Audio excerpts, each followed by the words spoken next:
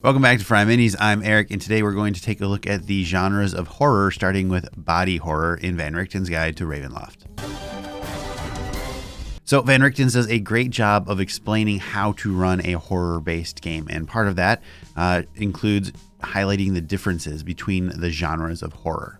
Up first, we have body horror, which we'll take a look at now. Body horror as a genre examines a universal fear, our own failing anatomies. We rarely think about what goes on beneath our skin.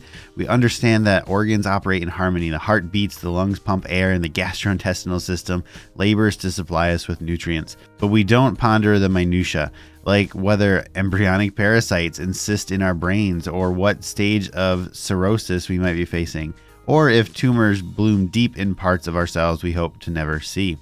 When creating adventures involving body horror, use this lack of awareness. Focus on the unpredictability of flesh.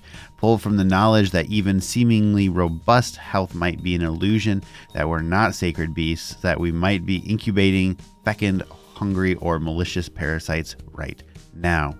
So this is going to be a gross one. Body horror might have a lot of triggers for a lot of people. If this one's too gross, obviously, of course, feel free to click out. And just like in general with any horror campaign, double check with your players to make sure they're on board. In addition, consider the following genre tropes when creating your body horror domain.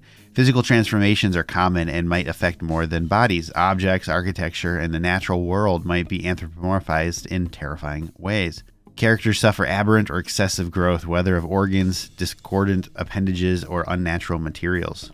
Though gore often takes center stage in body horror stories, it's often a side effect of stories about fear of change, differences, mortality, physical harm, disease, or other fears. Body horror doesn't need to be messy. Swapping bodies, turning to stone, or even gaining one's ideal form might all feature in this genre.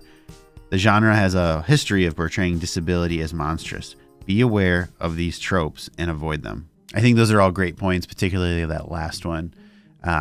There's never any reason to body shame. So the book also includes specific monster stat blocks that make sense for this genre. Any monster might be the focus of body horror plots. Know what your players are anticipating so you can distort those expectations. A poised elf revealed to be a husk puppeted by sapient worms can be as frightening as any eldritch horror. A variety of monsters can be used without modification. This includes all manner of parasitic beasts, aberrations, undead, and other creatures with unusual digestive systems or weird reproductive cycles. So the body horror monsters list contains a list of monsters ranged by CR from 1 up to 10. Carrionet, Gibbering Mouther, Carrion Stalker, Doppelganger, Black Pudding, Strigoi, Flesh Golem, Red Slod, Medusa, Zombie Clot, Chain Devil, Aboleth. So to be clear on those, MM means Monster Manual and VGR is Van Richten's Guide to Ravenloft. We've also got a list of villains and maybe their origin stories. Villains of this genre present as tragic figures, whether they're hereditary cannibals, captives enduring some forced metamorphosis, scientists looking to reverse death, or academics who went too far in the pursuit of knowledge. The body horror villains list is a D10 list. An abandoned homunculus made in the image of its creator's child, now left to fester alone. A scientist who, hoping to keep their spouse alive, grafted the spouse onto their body. A seething mass of fungi that grows more intelligent with every sapient life it engulfs. A guardian angel possessed by the vile blood of the demons it has slain. An aging king obsessed with creating a new body so he can continue his reign indefinitely. A cancer possessed by the mind of an undead necromancer that seeks to regrow his body. A monarch who feeds their cannibal children, no matter the cost. The priests of a forgotten god who attempt to raise their deity from the flesh of the faithful. A house that remembers having tenants and will do anything to regain them. A grieving mortician who sculpts every face she encounters into the countenance of her lost love. So those are all very descriptive. They're all very gross and horrific. So it's a good list, I guess. So we have a list of body horror torments. So these are things that impact the Dark Lord of that domain of dread. Dark Lords in this genre draw their power from their biological changes or gain abilities that assist them in fulfilling their appetites. Their torment is rooted in the physiological and frequently in fecund and uncontrollable growth. The body horror's torments list is a D8.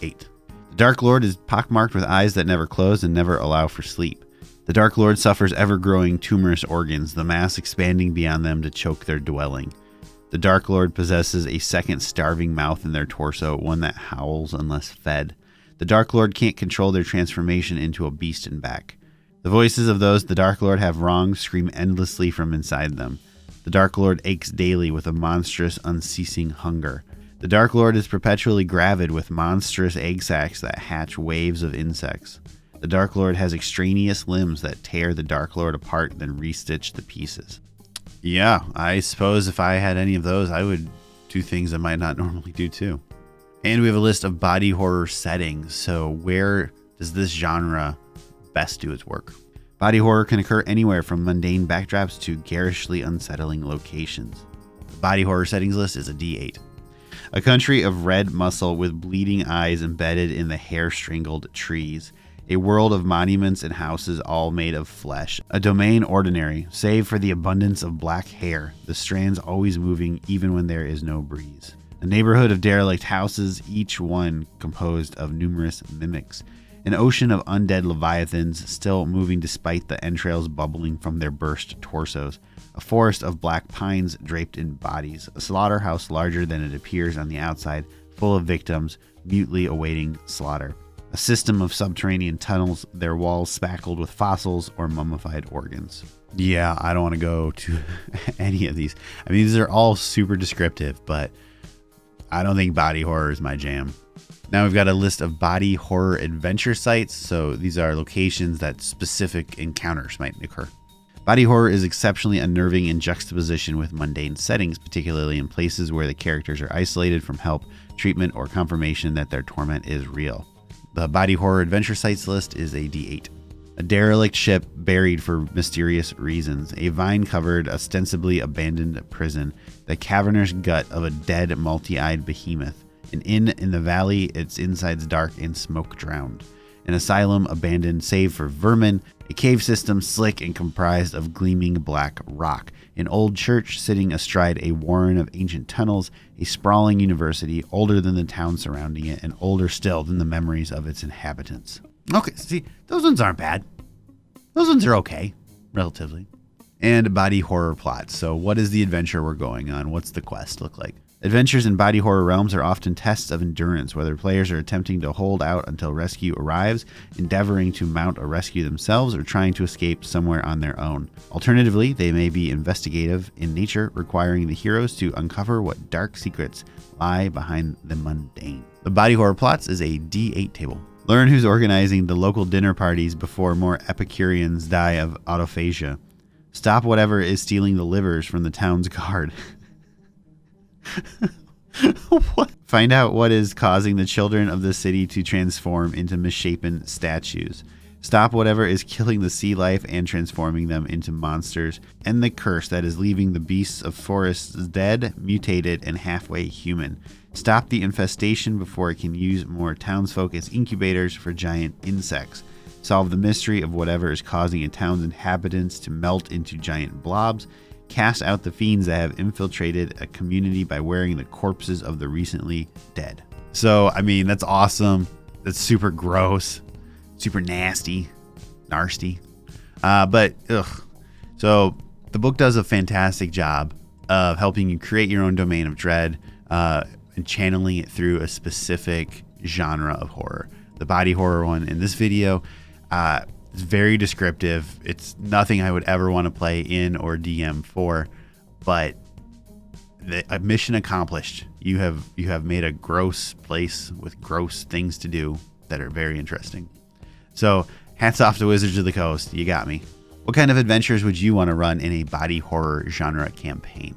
Let me know in the comments below. Stay tuned for more Van Richten's guide to Ravenloft coverage here on FryMinis, and thanks for watching.